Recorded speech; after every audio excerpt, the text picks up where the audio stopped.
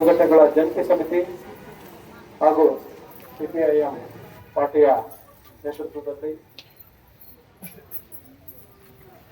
ಸಾಕಷ್ಟು ಕಾರ್ಮಿಕರ ಸಂಘಗಳನ್ನ ಅವರು ಆಗ್ತಾ ಇರ್ತಕ್ಕಂಥ ಅನ್ಯಾಯಗಳ ಬಗ್ಗೆ ಧ್ವನಿ ಎತ್ತಾ ಕಂಪ್ಲೀಟ್ ದೇಶದ ವ್ಯಾಪ್ತಿ ಮುಷ್ಕರವನ್ನು ಹಮ್ಮಿಕೊಂಡಿದ್ದಾರೆ. ಈ ವಿಚಾರವಾಗಿ ವಿಸ್ತೃತವಾಗಿ ಸಾಕಷ್ಟು ನಾಯಕರು ಮಾತಾಡಿದ್ದಾರೆ. ಸಿಪಿಎಂ ಗೋಪಾಲ್ ಅವರಿರ್ಬೋದು, ಶಿವಪ್ಪ ಅವರಿರ್ಬೋದು, ಹೊನ್ನಳ್ಳಿ ಶಂಕರ್ ಅವರಿರ್ಬೋದು, ಹಾಗೆ ಅಂಗನವಾಡಿ ಕಾರ್ಯಕರ್ತರ ಬಗ್ಗೆ ಪ್ರೀತಮ್ ಅವರು ಮಾತಾಡ್ತಾರೆ. ನಾವಿಲ್ಲಿ ಸೇರುವ ಉದ್ದೇಶ ಏನು ಕಾರ್ಮಿಕ ವರ್ಗ ಇದೆ, ಆ ವರ್ಗಕ್ಕೆ ಆಗ್ತಾ ಇರ್ತಕ್ಕಂಥ ಅನ್ಯಾಯವನ್ನ ಸರಿಪಡಿಸಿ ಅಂತ ಒಂದು ಹೋರಾಟ ಮಾಡ್ತಾ ಇದೆ. ಕೇಂದ್ರ ಸರ್ಕಾರ ಏನು 4 ಕಾರ್ಮಿಕರ ವಿರುದ್ಧ ಕೋಡ್ಗಳನ್ನು ತಂದಿದ್ದಾರೆ, ಅದನ್ನ ರದ್ದುಪಡಿಸಬೇಕು. ಈ ಶ್ರಮಜೀವಿಗಳು ಯಾರು ನೌಕರರಿದ್ದಾರೆ ಅವರಿಗೆ ಉತ್ತಮವಾದ ವೇತನವನ್ನು ಕೊಡಬೇಕು.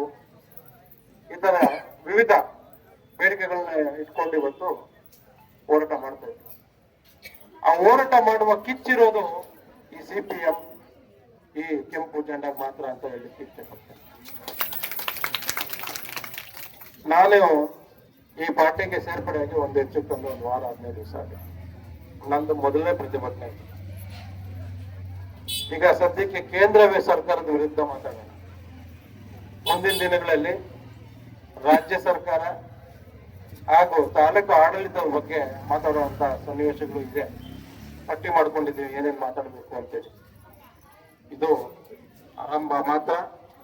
ಮುಂದಿನ ದಿನಗಳಲ್ಲಿ ಸಾಕಷ್ಟು ಈ ತಾಲೂಕಿನಲ್ಲಿ ನಡೀತಾ ಇರ್ತಕ್ಕಂಥ ದುರಾಡಳಿತಗಳ ಬಗ್ಗೆ ಮಾತಾಡುವಂತ ಸನ್ನಿವೇಶಗಳಿದೆ. ನಮ್ಮ ಹೋರಾಟ ನಿಲ್ಲಲ್ಲ. ನಾವೆಲ್ಲರೂ ಹೋರಾಡಿ ನಮ್ಮ ಹಕ್ಕುಗಳನ್ನ ಪಡ್ಕೋಬೇಕು. ಹಾಗಾಗಿ ಅಂಗನವಾಡಿ ಕಾರ್ಯಕರ್ತರಿಗೆ ಕನಿಷ್ಠ 36,000 ವೇತನ ಸಿಗಬೇಕು. ಇರ್ತಕ್ಕಂಥ ಅಂಗನವಾಡಿ ಕಾರ್ಯಕರ್ತರು, ಬಿಸಿ ಊಟ ನೌಕರರು, ಆ ವರ್ಗದವರಿಗೆಲ್ಲರಿಗೂ ಕಾಯಮಾಗಿ ಉದ್ಯೋಗ ಆಗಬೇಕು. ಇದು ನಮ್ಮ ಮೊದಲಿಗೆ ಪ್ರಮುಖವಾಗಿರ್ತಕ್ಕಂಥ ಬೇಡಿಕೆ. ಈ ನಿಟ್ಟಿನಲ್ಲಿ ನಿಮ್ಮೆಲ್ಲರ ಪರವಾಗಿ ಧ್ವನಿಯಾಗಿ ಕೆಲಸ ಮಾಡಲಿಕ್ಕೆ ನಾವೆಲ್ಲರೂ ಸಿದ್ಧಾಗೋಣ. ಒಗ್ಗಟ್ಟಿನಲ್ಲಿ ಬಲವಿದೆ. ಎಷ್ಟೇ ದೊಡ್ಡ ಏನು ಹೇಳ್ತೀರ ಬಲ್ಲೇಡ್ರು ಬಂದ್ರು ಈ ಒಂದು ಜನಸಮೂಹದ ಮುಂದೆ ನಶ್ವರ. ಹಾಗಾಗಿ ಮುಂದಿನ ದಿನಗಳಲ್ಲಿ ಹೋರಾಟ ಇನ್ನಷ್ಟು ಚುರುಕುಗೊಳಿಸೋಣ.